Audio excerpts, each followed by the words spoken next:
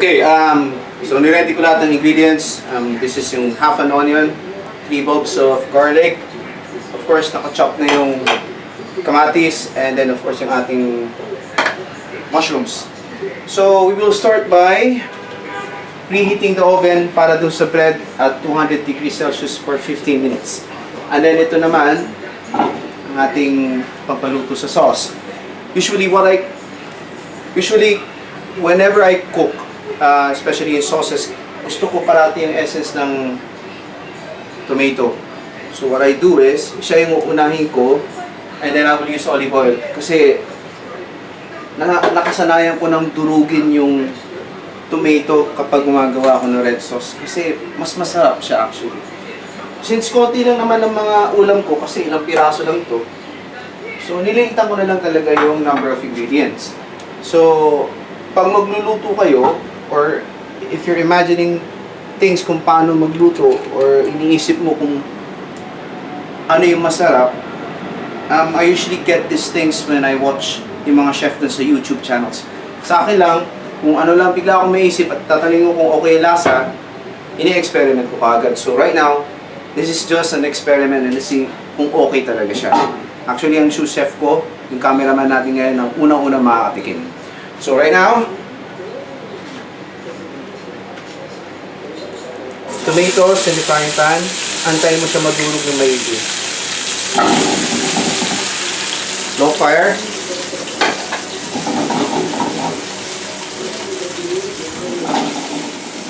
Para maganda yung pagkakadurog niya. So, while pinapadurog natin yung tomatoes, i-spread natin ang butter sa bread. So, kung ano lang kasi nandito, pasensya na, kung ano nandito, yun lang ginagamit ko because wala nag-i-improve lang ako. So, I'm not a professional chef, I'm not a professional cook. Talagang nakasanayan ko na lang na gusto ko magluto pag ang haba ng oras ko lang ginagawa dito sa aming apartment. So, spread thinly ang ating butter. And as you can see, pawis na ako ngayon dahil mainit talaga dito sa kusina. Nasa sa inyo na kung gusto nyo thick or thin, whatever, kung ano yung panlasa nyo kasi. Kasi, me, when I cook, especially for everybody, mga titikim ng aking mga niluluto, I base sa panlasa nila. I do not base on the general public kung paano nila ma-appreciate yung food. That is why, pag nagluluto ako, yung small environment of people lang, and then kapag sobrang silang na-appreciate, sobrang nasarapan, I will try my best to cook a large amount and then serve with a large amount sa maraming tao. But right now, since ulitin ko konti lang, so, konti lang, isi-serve konti lang din yung food. So, after spreading yung butter, lalagay natin yung garlic, ginger paste. Ngayon, nasa sa inyo na rin kung gusto nyo kapalan o hindi. Now, having this kind of taste sa bread, it emanates yung garlic bread but with a twist. Meron kang ginger. Actually, it's very healthy sa mga nagda-diet. It's okay for it. So, it really depends kasi kailangan mo muna matikman before you will say na, okay nga itong food na to. So, spread thinly and evenly. So, at least naka-prepare na while we are waiting for yung oven na mag-heat up, and then pwede natin ilagay sa loob. Now, you could use a baking pan. You could use a frying pan. Tanggalin mo lang itong handle when it comes to baking yung bread. So, right now, I'll be using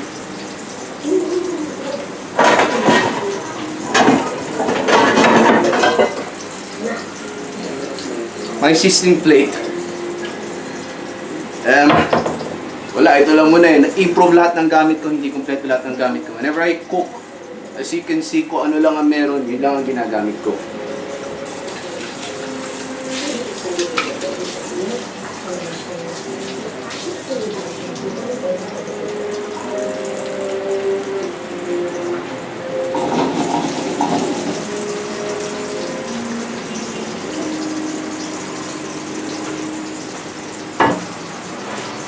So in order for the bread not to stick on the pan, maglagay ka ng konting oil or butter, whatever. And kasi ang mangyayari ito, ilalagay ko sa gitna. Anyway, put it somewhere kung saan hindi mag-stick to. Saka besides, i-bake lang ng total bread naman na to, naluto naman na to. You only want itong mga toppings maluto at konting crispy. So it will just take about 15 minutes at I guess 200 degrees Celsius.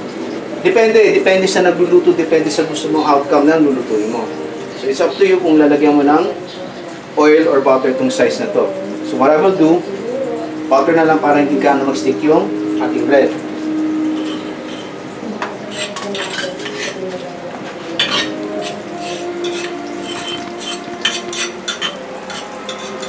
So, handa na ang ating pan. You don't have to bake this for so long kasi nga bread na siya, so kailangan natin mapakrispy yan. And that's it. Nakaset na. Antayin lang natin mag-heat up na maigi. Then lalagay na natin sa oven. So back to our sauce. As you can see, kung ano lang ang mapulot ko sa kusina, yun ang gagamitin ko. So, medyo tender na ang ating kamatis. Okay na siya.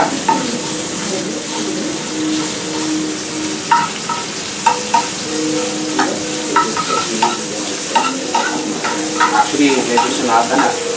So, this is where I put yung onions muna. Chop finely. Then, pag nagluluto kasi ako, inaasahan ko parati yung pangamoy ko. Then kapag maganda na pasok ng amoy ng onions, saka ko lang nilagay yung garlic. So, usually, it will take 1 minute, 2 minutes. But, again, nasa sa inyo rin. Now, while doing this, check yung oven mo kung okay na. So, it's already been 10 minutes, 15 minutes. So, papasok ko na to. Now, sa leftover na nangyari, I only spent about 1150 dirhams sa mga ginamit ko ngayon. So, 1150 roughly, that's 150 pesos sa Pilipinas. I guess, medyo tipid. Lalo pag nagda-diet ka. So, okay na. Then, balik.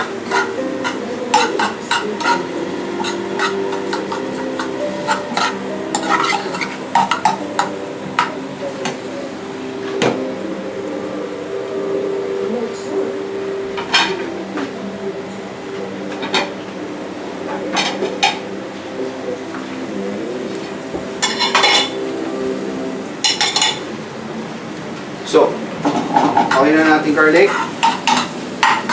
Okay na ang ating ito set up sa sauce. So, we'll put a little bit of salt. Hindi po kasi ako salty magtimpla ng pagkain. So, a little bit of salt and pepper. Now, gusto ko sana siyang gawin spicy, but right now, I'm just testing everything. This is just an experiment. And, well, gawin na lang natin regular taste muna.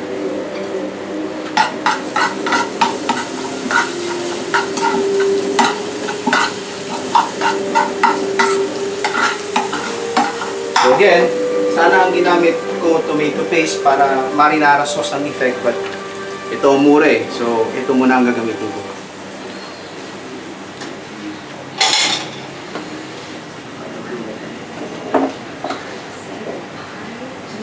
Good thing. Yun.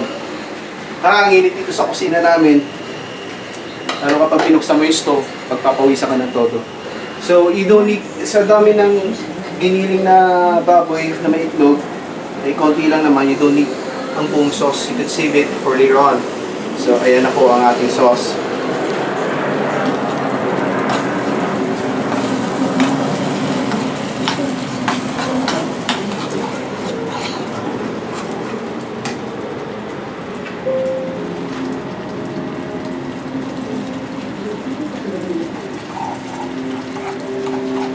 And keep it on low fire.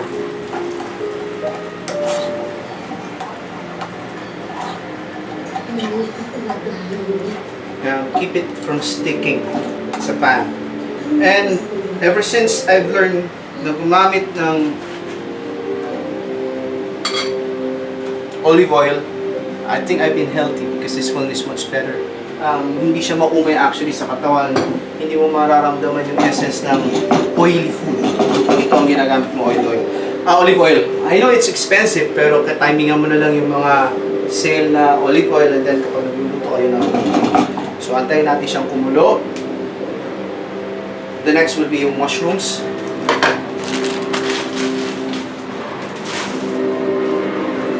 Last effect will be yung cilantro or coriander. Usually, ang ginagawa ko nito, sinachop ko finely. Right now, siguro,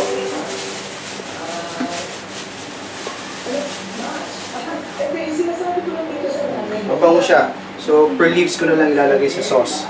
After,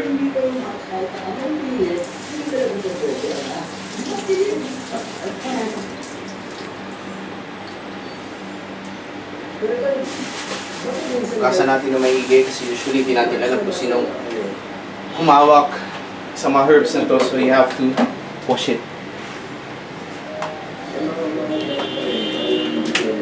Pasensya na guys if ever you're watching this, I'm not a professional, I'm just vlogging. I'm just showing kung anong ginagawa ng isang taong normal katulad ko isang gabi rito sa Dubai na kakain ng dinner, light dinner actually, para diet, hindi lumaki ang tiyan or whatever purposes. So, magtatabi lang ako ng mga extra gamit. Ang aming ref.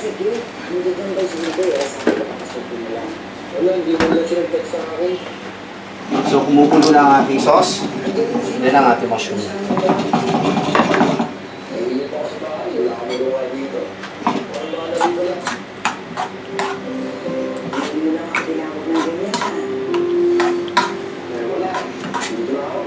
Usually, it will take about 2 to 3 minutes lang naman ng mushroom.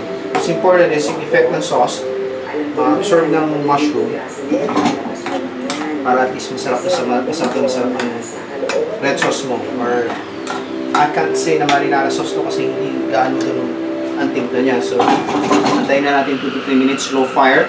Let's check on our bread. Masyado madilim. So, saan ba ilaw ito? Actually madilim. So it's already starting na magiging crispy na siya. Ayan, no? You don't have to bake your bread na sobrang tagal. So, crispy na siya, nangangamoy na yung garlic. So, I guess that will be another 5 minutes. Oh, no. 2 minutes na lang pala. And then you're done. So, habang kumukulo, onto your cilantro leaves.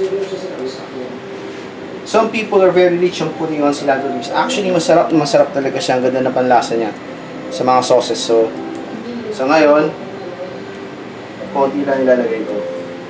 Now, this one has already been cooked. So, hindi na kailangan pa initin. So, ang gagawin na lang natin last will be presentation. So, right now, iniisip ko paano ko siya i-present. And sus, tagaktak na ako ng pawis, but we'll see.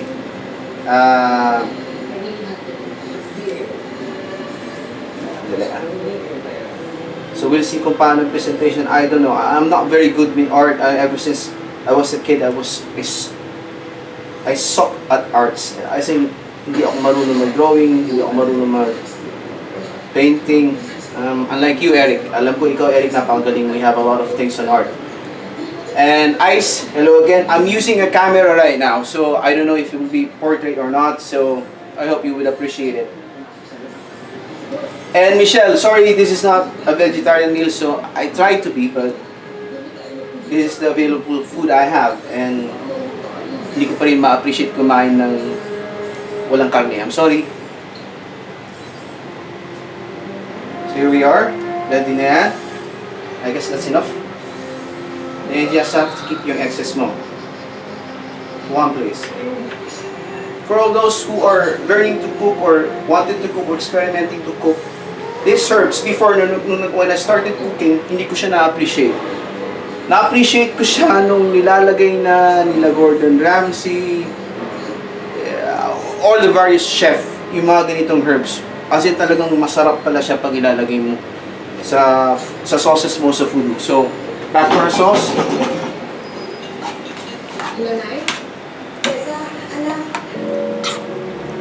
So, okay na siya. Kasi ang mushroom madali lang naman maluto eh. So, konti na lang.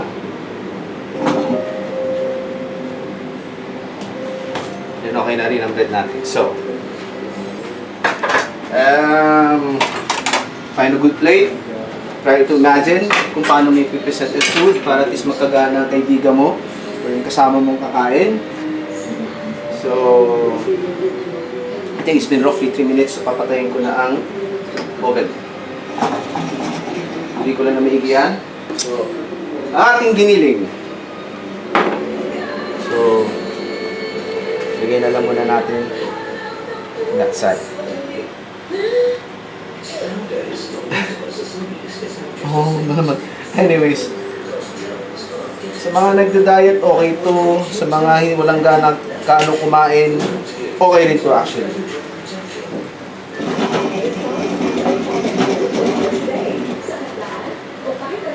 So okay na ang ating bread, amoy na. Malamang crispy na yan. Nalabas na natin.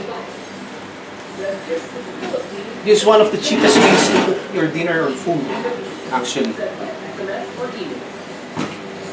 For people like us na hindi naman malaki ang kinikita, look at this. Okay na siya. Hindi naman malaki ang kinikita. She tried to invent food na pleasant sa paningin mo. And, alam mo yung makakain mo siya na wala kang problema. Okay, ito yung food ko. I'll make something out of nothing. So right now, well, sabihin lang natin parang restaurant. So this is it.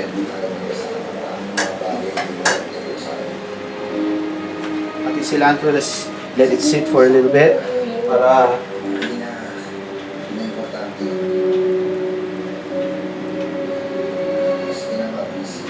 mag-sink in lang yung lasa. Lastly, you could spread the sauce whichever you like dito. I really don't know how to present it right now, but let's see.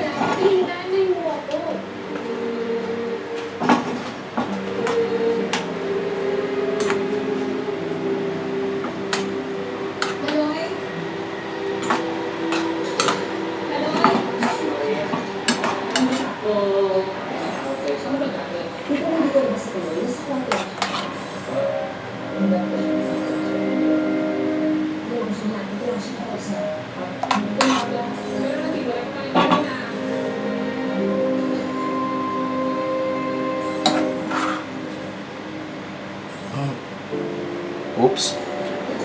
So,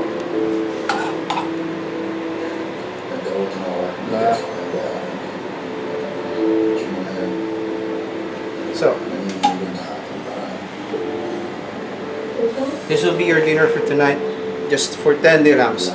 I'm sorry for the presentation, roughly this is my first time, so hopefully guys you will appreciate this video and have a nice day.